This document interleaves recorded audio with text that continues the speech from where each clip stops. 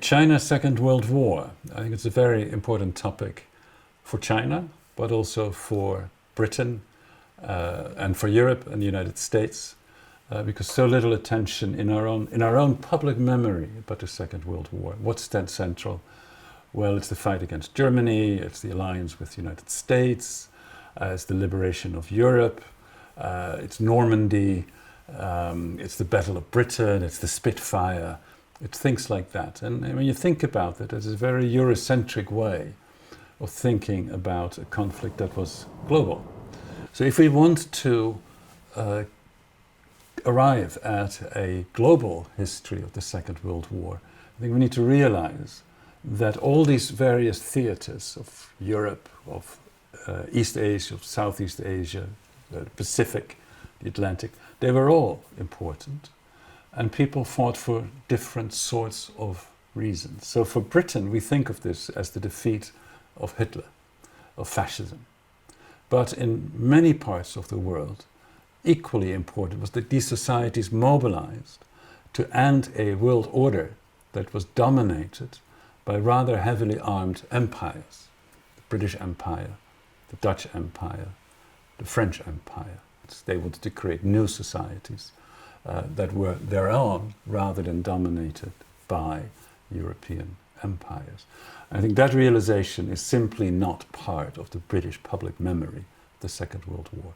And I really think it's very important that that changes. Much of the enormous violence that happened in China were the bombings of cities, of Canton, of Nanjing, of Suzhou, of many other cities. They were utterly destroyed by the Japanese. And that fear of bombing, that the effects of bombing, the traumas, the refugees that it created. There were some 100 million people who became refugees in the Second World War in China. That has left enormous legacies that if you want to understand China today, that's important. China and Japan don't get along because of the Second World War. And these memories are politically still deeply, deeply difficult for both countries to deal with. And so that's not going to go away at all.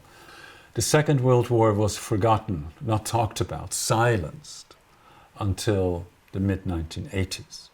Until then, it was the story of the communist revolution that stood central. And it was only in 2015, so 3 years ago, that you have the installation of a national day of commemoration for both the victims of the Second World War in China and of China's victory over Japan at that time.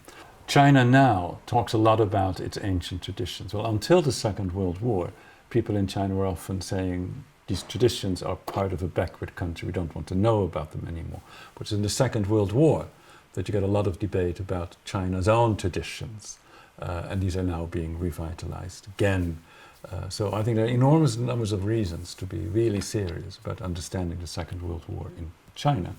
And that, to sum it all up, means that you're going to have to accept that the Second World War did not end in 1945.